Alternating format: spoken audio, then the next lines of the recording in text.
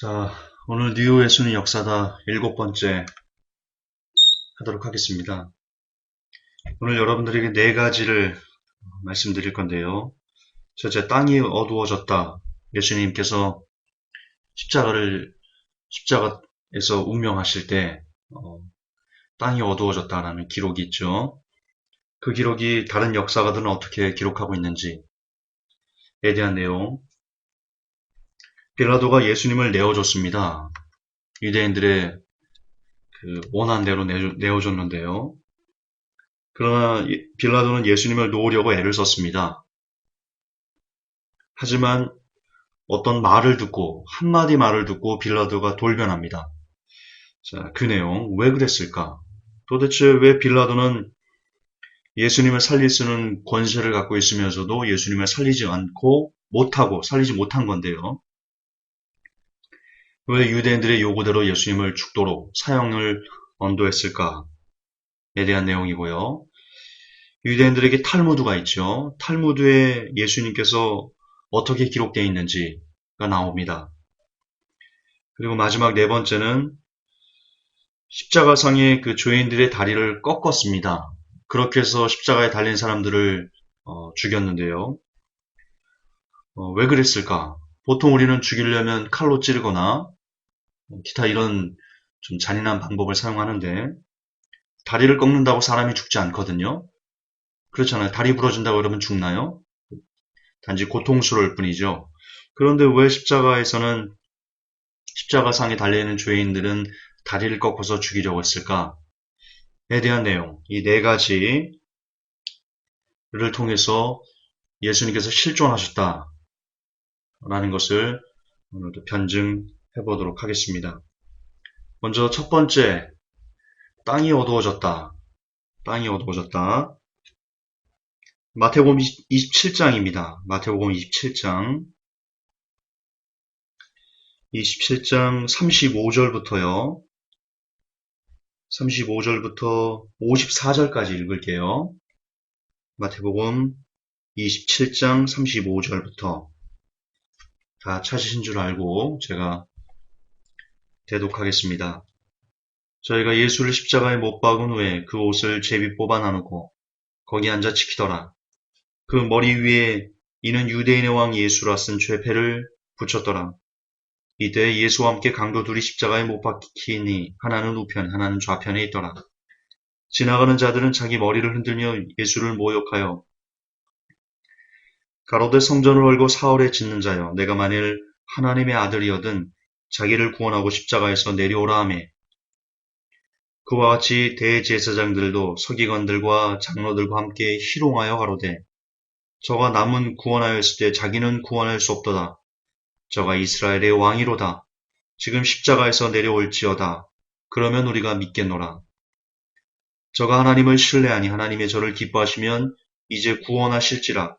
제 말이 나는 하나님의 아들이라 하였도다 하며 함께 십자가에 못 박힌 강도들도 이와 같이 욕하더라. 제6시로부터 온 땅에 어두움이 임하여 제9시까지 계속하더니 제9시쯤에 예수께서 크게 소리질러 가라사대 엘리 라마 사박다니 하시니 이는 곧 나의 하나님 어찌하여 나를 버리셨나이까 하는 뜻이라. 거기 섰던 자 중 어떤 이들이 듣고 가로되 이 사람이 엘리야를 부른다 하고 그 중에 한 사람이 곧 달려와서 해용을 가지고 신 포도주를 머금게 하여 갈대에 끼워 마시우거늘 그 남은 사람들이 가로되 가만두어라. 엘리야가 와서 저를 구원하나 보자 하더라. 예수께서 다시 크게 소리 지르시고 영원히 떠나시다. 이에 성소 휘장이 위로부터 아래까지 찢어져 둘이 되고 땅이 진동하며 바위가 터지고 무덤들이 열리며 자던 성도의 몸이 많이 일어나되 예수의 부활 후에 저희가 무덤에서 나와서 거룩한 성에 들어가 많은 사람에게 보이니라. 백부장과 및 함께 예수를 지키던 자들이 지진과 그 되는 일들을 보고 심히 두려워하여 가로되 이는 진실로 하나님의 아들이었도다 하더라. 아멘. 여기 보면 예수님께서 이제 운명하실 때 온 땅에 어두움이 임하는 장면이 나옵니다. 45절인데요. 제6시로부터 온 땅에 어두움이 임하여 제9시까지 계속하더니 제6시로부터 온 땅의 어둠이 임해서 제9시까지 계속했다. 제6시면 정오를 얘기하는데요. 정오.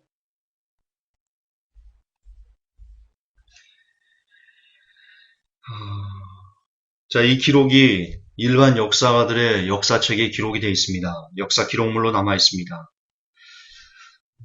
3명의 역사가들, 탈루스, 터툴리안, 플레곤. 터툴리안은 특별히 역사가는 아니죠. 터툴리안 교부인 걸로 제가 압니다. 어쨌든 탈루스와 플레곤은 역사학자입니다. 그리고 터툴리안의 기록 역시 역사적인 기록 가치로 인정을 받고 있는 것은 사실입니다. 자, 그러면 과연 일반 역사가들은 이 마태복음 27장 45절에 나왔던 정오에 해가 어두워졌다는 내용을 어떻게 기록하고 있나? 네, 한번 보도록 하겠습니다. 먼저 탈루스를 보겠습니다. 탈루스는 AD 52년 트로이 전쟁 이후 동부 지중해 세계 역사를 쓴 역사가입니다.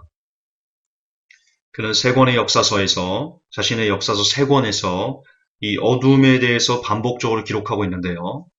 이렇게 기록하고 있습니다.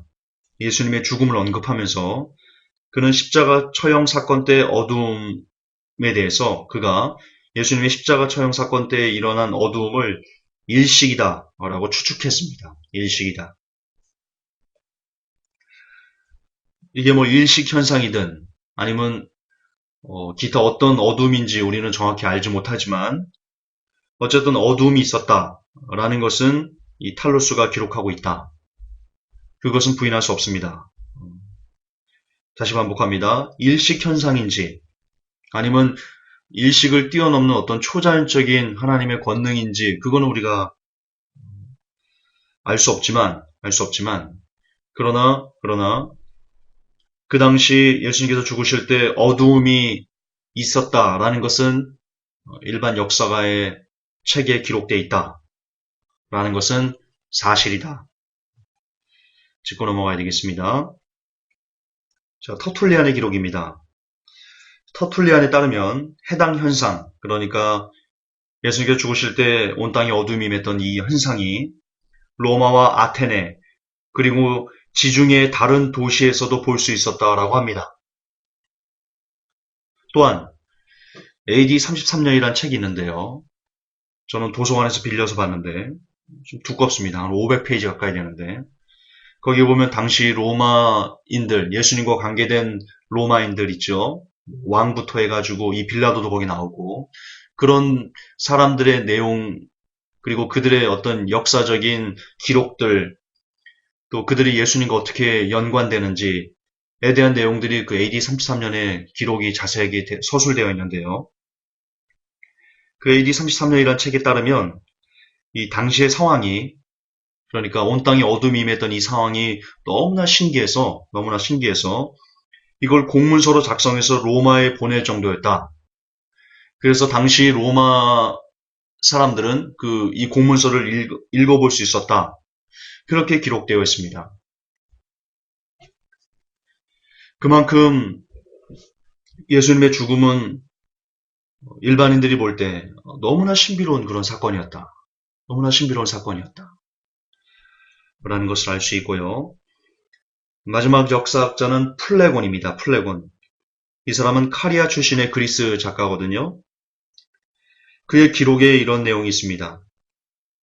플레곤의 기록에 따르면 202회 올림피아드의 4년째, 즉 AD 33년에 가장 큰 일식 현상이 발생했다. 그리고 하루 중 6시경, 즉 정오에 밤이 되어서 심지어 하늘의 별이 나타날 정도로 어두워졌다. 이렇게 기록하고 있습니다.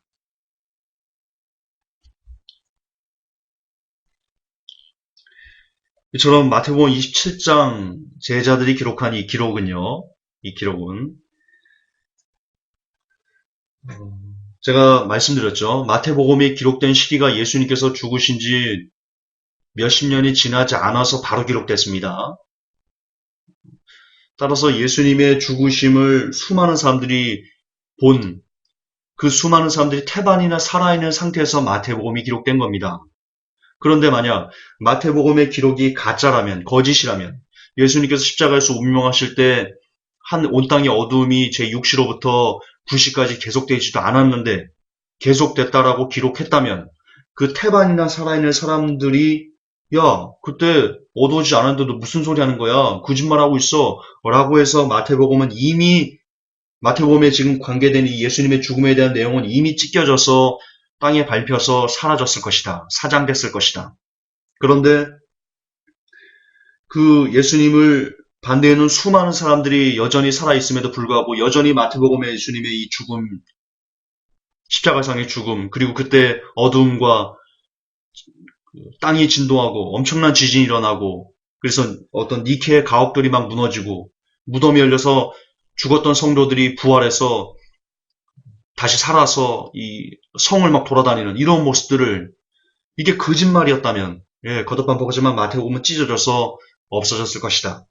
그러나 이것이 지금까지 우리에게 전해진다는 것은 초대교회 때 이 마태복음을 썼을 때 그 살아있는 사람들이 그 부분을 반박하지 못했다라는 결정적인 증거입니다.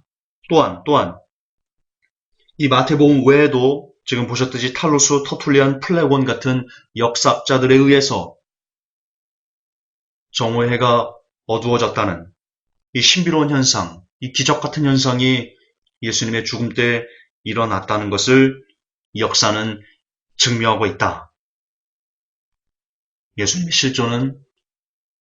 예수님은 진실로 이 땅에 오셨고 하나님께서 육신을 입고 이 땅에 오셨고 그리고 저와 여러분의 죄를 위해서 십자가에서 피를 흘리고 죽으셨습니다. 예수님은 역사이십니다. 자, 이제 두 번째를 보겠습니다. 빌라도에 대해서 좀 보겠습니다. 여러분, 빌라도가 무소불위의 권력을 휘둘렀던, 왜 성경에 보면 그 제물에 피를 섞었다. 그 내용 나오죠. 그 빌라도가 한 겁니다. 그리고 유대인들을 학살했습니다. 별것 아닌 일 갖고 아주 많은 사람들을 학살했다는 내용도 나오고요. 그리고 AD 33년이라는 책을 보면 빌라도가 굉장히 좀 안 좋은 사람처럼 이렇게 묘사가 됩니다. 그의 성품에 대해서 아주 뭐라고 할까요?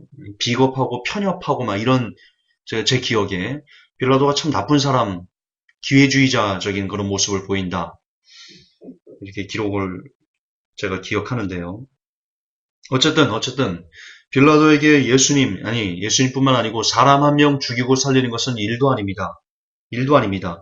그런데 빌라도는 예수님을 놓으려고 애를 썼습니다. 참 무진장 애를 썼습니다. 마태복음에 보면 빌라도 아내가 예수님을 해코지 하지 말아라. 꿈에 내가 저 사람 때문에 많은 괴로움을 당했습니다. 라고 얘기를 하죠. 그리고 빌라도가 예수님에게 묻습니다. 너는 누구냐? 그때 하나님의 아들이다 라고 얘기했더니 빌라도가 그 말을 듣고 무서워했습니다. 두려워했습니다. 예수님을. 그래서 어떻게든지 살리려고 했습니다. 성경을 잠깐 볼까요? 요한복음 19장 12절입니다. 요한복음 19장 12절. 이러함으로 빌라도가 예수를 놓으려고 힘썼으나 그냥 예수님을 놓으려고 한 게 아닙니다. 예수님을 놓으려고 힘을 썼습니다. 그런데 유대인들이 소리질러 가로되 그건 나중에 읽을게요. 이처럼 요한복음뿐만 아니고 마가복음, 누가복음, 마태복음 전부 다의 기록을 보면 빌라도가 어쨌든 예수님을 살리려고 그렇게 많은 공을 들였다는 것을 알 수 있습니다. 그런데 못 살렸습니다. 예수님을 못 살렸습니다. 빌라도가. 자, 왜 못 살렸냐? 계속 놓으려고 하다가 빌라도가 이 한마디를 듣고는 돌변해 버립니다. 자, 요한복음 19장 12절부터 13절을 연결해서 보겠습니다. 어떤 말을 듣고 빌라도가 돌변했는지 확인하겠습니다. 이러함으로 빌라도가 예수를 놓으려고 힘썼으나 유대인들이 소리질러 가로되 이 사람을 놓으면 가이사의 충신이 아니니이다. 무릇 자기를 왕이라는 자는 가이사를 반역하는 것이니이다. 13절 빌라도가 이 말을 듣고 어떤 말이요? 예수를 놓으면 가이사의 충신이 아니다. 예수가 지금 자기가 왕이라고 하는데 자기를 왕이라고 하는 그를 놓아주면 가이사를 반역하는 것이다. 너 빌라도 너는 지금 따라서 예수를 놓으면 너는 반역하는 거야. 너는 반역자가 되는 거야. 지금 그 말을 했습니다. 그러자 빌라도가 이 말을 듣고는 갑자기 예수를 놓으려고 하던 그 행동을 딱 멈추고 예수를 끌고 나와서 박석, 히브리 말로 가바다 이란 곳에서 재판석에 앉았더라. 그리고는 사형을 언도했습니다. 이 예수를 끌고 나와서 박석, 히브리 말로 가바다라고 돼 있죠. 제가 나중에 시리즈 설교할 때 이 가바다라는 것이 고고학으로 예수님을 끌고 심판했던 그 가바다라는 곳이 고고학적으로 발견됐다라는 거 제가 증명을 나중에 해드리겠습니다. 고고학 파트에서 다시 해드릴게요. 어쨌든 다시 돌아갑시다. 아니 그렇게 무소불위의 권력을 휘두르던 빌라도가 그 권력으로 예수님을 놓아주려고 했던 그런 빌라도가 갑자기 가이사의 충신이 아니다, 반역이다 라는 말에 한순간에 안면을 싹 바꿔버립니다. 한순간에 안면을 바꿔버립니다. 내가 이 사람을 언제 알았어? 언제 놓으려고 했어? 그래 버립니다. 자, 왜 그랬을까요? 이유가 뭘까요? 이유 역시 AD 33년이라는 책에 잘 나와 있는데요. 여러분, 빌라도는 후원자가 있었습니다. 세이아누스라고 로마의 권력자, 2대 권력자 중에 하나였던 세이아누스라는 사람이 빌라도의 후원자였습니다. 그의 후원으로 이 빌라도가 이스라엘의 총독으로 파견될 수도 있었습니다. 그런데 이런 세이아누스가 황제에 대한 반역을 꾸미다가 AD 31년에 숙청당했습니다. 여러분 우리나라도 그렇지만 로마도 똑같습니다. 왕에게 반역을 하다가 숙청당하면 그게 발각돼서 그 반역이 실패하면 어떻게 됩니까? 그와 관련된 사람들이 씨가 마릅니다. 우리나라는 구족을 멸하죠. 구족을. 한 사람이 그 역모를 하면 구족을 면해버립니다.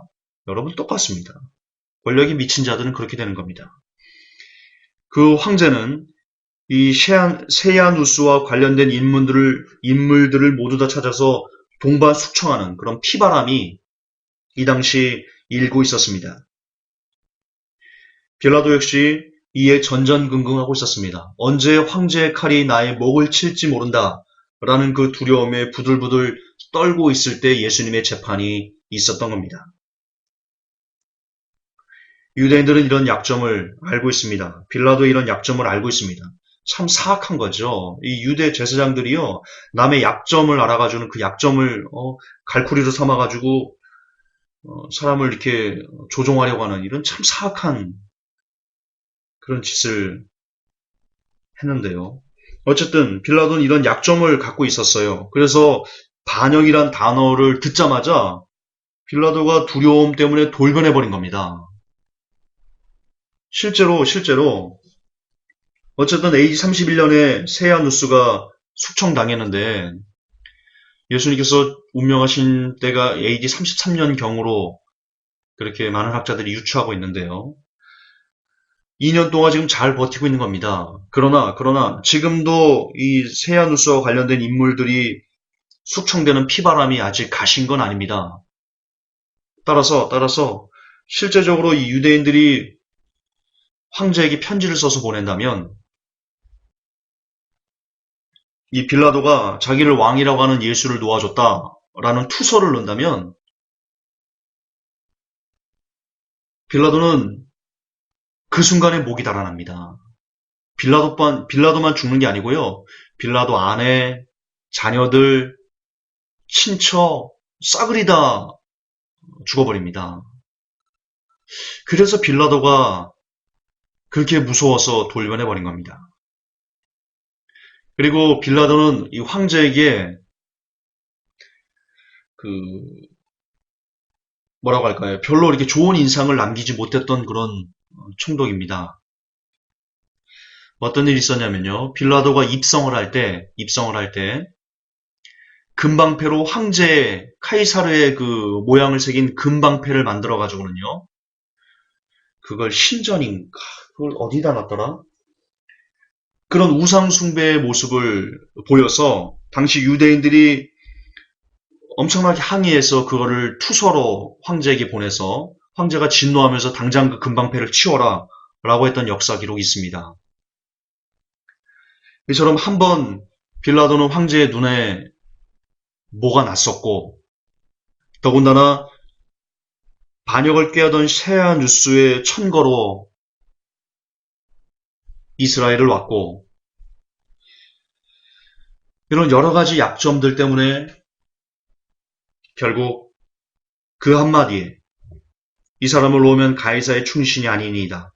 이 한마디에 그렇게 예수님을 놓으려고 애를 썼던 빌라도가 완전 돌변해서 두 얼굴의 사나이 헐크가 돼서 죽여! 이렇게 변질을 된 겁니다. 그래서 로마 역사를 공부를 하면요. 성경이 훨씬 더 이렇게 실제적으로 피부에 와닿습니다.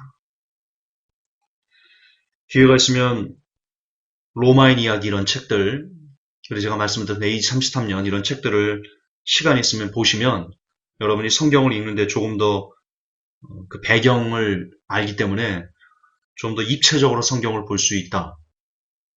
그렇게 권면드리고 싶습니다. 자, 세 번째입니다. 세 번째. 이게 탈무드입니다. 탈무드. 탈무드는 AD 200년에 편집된 미슈나를 포함한 책입니다. 미슈나가 뭐냐면 유대교의 그 구전율법 있죠. 말로 전해지는 율법, 그리고 해석 이런 것들. 그게 미슈나입니다. 이것을 포함한 유대인의 책으로요. 완성은 300년 후에 완성됐습니다. AD 500년에 완성됐는데요. 매우 중요한 유대인의 저작물입니다. 지금도 유대인들은 탈무드를 교육받습니다. 이런 유대인들이 참 매우 중요한 가치로 인정하는 이 탈무드에 예수님에 관한 기록이 몇 군데 남아 있습니다. 그 기록들을 좀 알려드리겠습니다. 이런 기록이 있습니다. 마술을 행하다가 정당하게 사형을 당한 거짓 메시아. 그리고 로마 병사와 마리아 사이에서 태어난 사생아. 예수님을 그렇게 묘사했고요. 선생으로 5명이 제자가 있었다. 5명 아니죠. 근데 지금 그렇게 변질된 겁니다. 초기 랍비들이 모두 그를 이단자 또는 사기꾼이라고 결정을 내린 것은 아니다. 이런 내용이 있습니다. 탈무드에. 자, 먼저 마술을 행하다가 정당하게 사형을 당한 거짓 메시아. 이 내용의 행간에 어떤 의미가 있습니까? 마술을 행하다가 정당하게 사형을 당했다. 여기에는 성경에 보면 예수님께서 앉은 뱅 일으키고 눈먼 자 뜨게 하고 귀머거리 듣게 하고 죽은 자 살리고 이런 신비한 이적과 표적들, 사람들이 한 번도 경험하지 못하고 들어보지 못했던 내용, 그 기적들을 예수님께서 행하십니다. 이거를 유대인들 그리고 탈무드는요, 이걸 마술이다. 그렇게 폄하했습니다. 그리고 실제 성경에도 그런 내용이 나옵니다. 예수님께서 기적을 행하자 저가 귀신의 왕 바알세붑의 힘을 입어서 이런 기적을 행한다. 그렇게 얘기를 합니다. 결국 이 탈무드는 뭘 도리어 증명하고 있냐, 변증하고 있냐. 예수님께서 이 땅에 오셔서 우리가 성경에서 보는 여러 가지 신비한 이적과 표적들을 행하셨다라는 것을 역으로 변증해주고 있는 겁니다. 그분이 이 땅에 실제로 실존하시고 사셨고 그런 이적과 표적들을 행하셨다라는 것을 탈무드는 지금 여러분들에게 역으로 똑똑하게 증명해주고 있는 겁니다. 또한 로마 병사와 마리아 사이에서 태어난 사생아다 이런 기록이 있거든요. 탈무드에. 자, 이건 역시 지금 출생에 관한 특이한 점을 암시하고 있다는 것을 우리가 행간에서 읽을 수 있는데요. 예수님께서 정상적으로 태어난 게 아니다. 지금 사람들처럼 다른 사람들처럼 일반적으로 정상적으로 탄생한 게 아니고 동정녀의 몸에서, 처녀의 몸에서 성령으로 잉태되시지 않습니까? 이런 신비한 출생에 대한 특이점이 지금 암시되어 있는 겁니다. 물론 변질돼서 나타나고 있지만 그럼에도 예수님이 평범하게 출생하지 않았다라는 것을 탈무드는 저와 여러분에게 역으로 증명해주고 있습니다. 똑똑하게 알려주고 있습니다. 선생으로 5명의 제자가 있었다. 이건 역시 예수님께서 12명의 제자가 있었다는 것을, 예수님께서 제자들에게 말씀하시고 그들을 가르치시고 그리고 그 제자들이 복음을 전했다라는 것을 역시 탈무드는 우리에게 증명해주고 있는 겁니다. 또한 초기 랍비들이 모두 예수님을 이단자 또는 사기꾼이라고 결정내린 건 아니다라고 하죠. 성경에도 있습니다. 성경에도 허다한 무리들, 그 중에 많은 제사장들 그리고 그 지도자급들도 복음을 받아들이고 회심했다라는 내용이 사도행전에 기록되어 있거든요. 네, 지금 이 탈무드는 사도행전의 기록이 사실이다라는 것을 역으로 저와 여러분들에게 증명해주고 있는 겁니다. 이처럼 예수님을 메시아가 아니다, 예수님은 가짜다 라고 말하는 유대인들조차, 예수님은 메시아가 아니다 라고 말하는 그들조차, 그리고 그들이 가장 중요하게 여기는 탈무드에는 예수님의 실존, 예수님의 기적, 예수님의 처녀 탄생, 예수님의 제자들을 가르침, 그리고 초기 랍비들이 예수님을 메시아로 인정했다라는 사도행전의 기록들, 이런 내용들이 실제, 다시 말해 성경이 사실이다라는 것을 우리에게 새롭게 변증해 주고 있는 겁니다. 자, 마지막 4번째를 보겠습니다. 마지막 4번째. 자, 십자가에 달린 예수님과 2명의 강도들인데요. 여기 보면 유대인들이 다음날이 안식일이기 때문에 지금 이 죄인들을 죽여달라, 그렇게 말하면서 죽이는 방법으로 저들의 다리를 꺾어달라, 이렇게 요청하는 내용이 나옵니다. 성경을 조금 보겠습니다. 요한복음 19장 31절입니다. 요한복음 19장 31절. 이날은 예비일이라.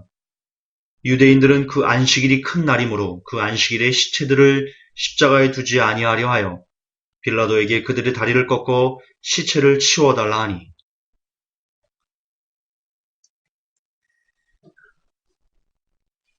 자, 아까도 제가 서두에서 말씀드렸지만 죄인들을 죽임에 있어, 사람을 죽임에 있어 다리 꺾는다고 사람이 안 죽습니다. 다리 꺾는다고 안 죽습니다. 다리 부러진다고 죽나요? 다리 없다고 죽나요? 아니죠. 사람은 심장이 파열돼야 죽습니다. 그래서 보통 칼로 사람의 심장을 찔러서 죽이거나 어떤 그런 잔인한 수법으로 죽여야 됩니다. 그런데 지금 이 사람들은, 이 유대인들은 다리를 꺾어달라, 그렇게 얘기를 하고 있습니다. 1960년 이스라엘에서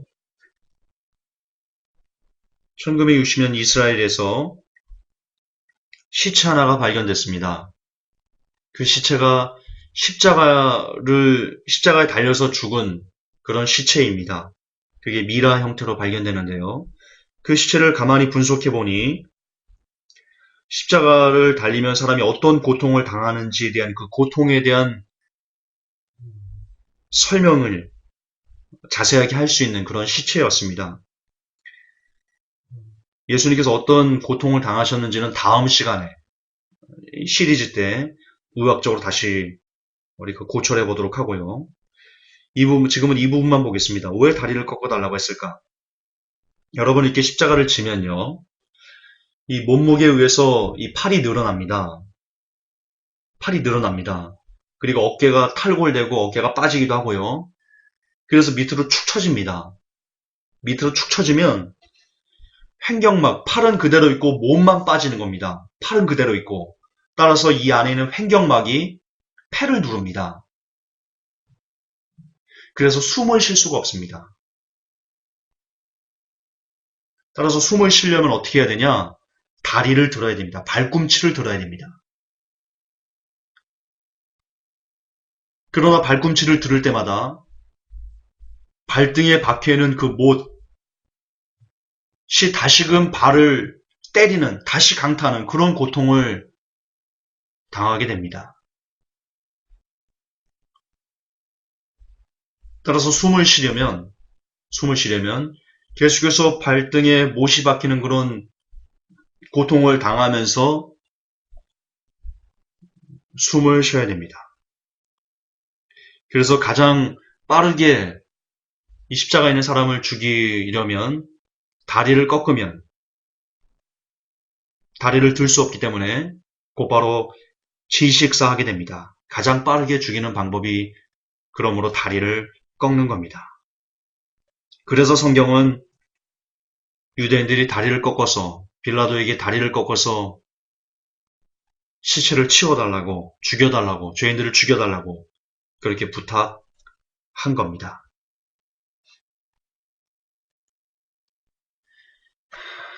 자, 지금까지 여러분들은 땅이 어두워졌다라는 마태복음의 기록, 그것이 역사가들에게 어떻게 기술되어 있는지, 그리고 왜 빌라도가 예수님을 내어줬는지에 대한 내용, 탈무드에 어떻게 예수님이 묘사되어 있는지, 왜 성경에서 유대인들은 빌라도에게 십자가에 달리는 그 죄인들이 다리를 꺾어서 시체를 치워달라고 했는지, 이 네 가지 설명을 드리셨습니다. 이 네 가지 설명을 다 듣고 이것을 종합하면 하나가 보입니다. 예수님께서 실존하셨다는, 예수님께서 역사시라는, 정말 살아계시고 정말 십자가 지시고 정말 그 안에서 돌아가셨다는, 다빈치 코드나 예수는 신하다라고 말하는 티모시 그라프, 이런 쓰레기 같은 사람들의 쓰레기 같은 발언들이 얼마나 처참하고 신성모독이고 그들이 받을 판결이 중대할 것인지 우리가 조금은 짐작할 수 있습니다. 자, 그런데 문제는 이겁니다.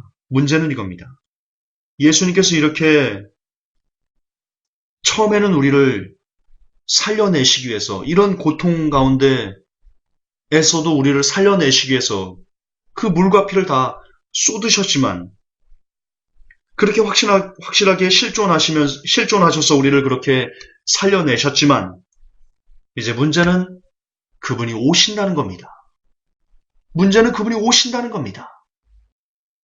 알고가 축정이를 나누고 여전히 이 은혜를 경험했으면서도 한 번 구원 영원한 구원이라는 그런 잘못된 칼빈주의에 세뇌돼서 죄를 물마시듯이 주면서 예수 그리스도의 이름을 이용해서 벤치 사는 것을 전혀 조금도 두려워하지 않으면서 헌금으로 아내 골프채를 사주는 그런 끔찍한 일을 아무렇지도 않게 저지르면서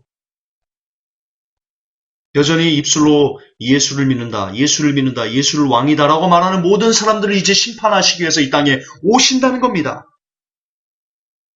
그리고 그분이 정말 실존하셨다면 그분께서 성경에서 하신 그 모든 말씀들이 모두 사실이라는 겁니다. 그분은 성경에서 이렇게 말씀하셨습니다. 주의 삭은 사망이다. 내가 다시 올 때는 심판주로 올 것이다.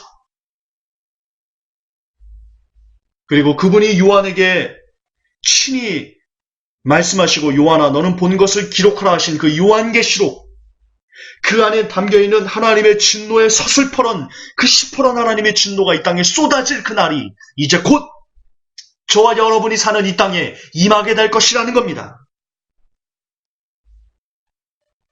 예, 그분이 오십니다. 이제 다시 오시는 그분은 우리 죄를 위에 대신 고난받으시는 분이 아니십니다. 그분은 이제 심판이십니다. 심판주로 오십니다. 더럽고 깨끗하지 못한 삶을 여전히 아무렇지도 않게 마음의 부담 조금도 없이 울지도 않고 다 그렇게 살아. 뭐라고 말하면 마음대로 죄를 범하는 성도들에게 진노가 있을 겁니다. 거듭 반복합니다.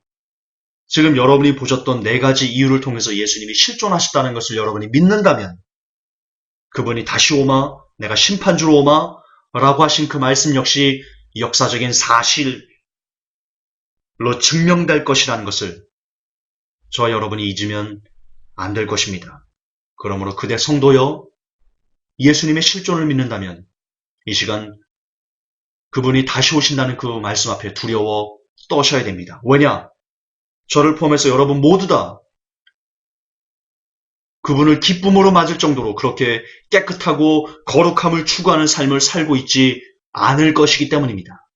늘 부족한 모습으로, 늘 안타까운 모습으로, 늘 회개하는 모습으로 그렇게 사는 게 저와 여러분의 삶일 것이기 때문입니다. 그러므로 바울은 말합니다. 두렵고 떨림으로 너희의 구원을 이루라. 그렇습니다. 지금 왕이 오시는 이때 그분의 발자국 소리가 너무나 세밀하게 뚜벅뚜벅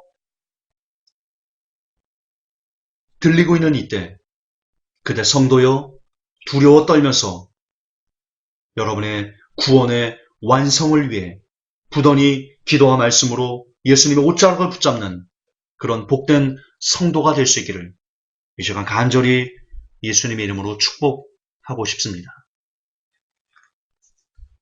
하나님 아버지, 예수님께서